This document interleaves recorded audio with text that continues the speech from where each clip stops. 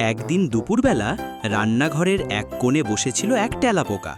হঠাৎই ছাদ থেকে লেজ নাড়া দিয়ে নেমে এলো এক টিকটিকি। টিকটিকি বলল, এই যে তেলাপোকা ভাই, এতদিন কোথায় ছিলেন? আপনার তো গত সপ্তাহেই আমার ডিনারে থাকার কথা ছিল।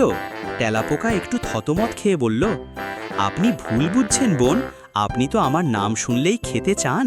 আমি কি আর ইচ্ছা করে আসি না?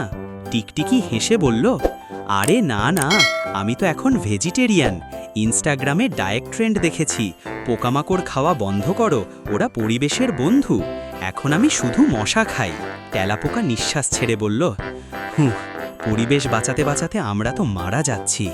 কিন্তু আপনি যেহেতু এখন শান্ত, তাহলে একটা প্রস্তাব দিই। কি প্রস্তাব?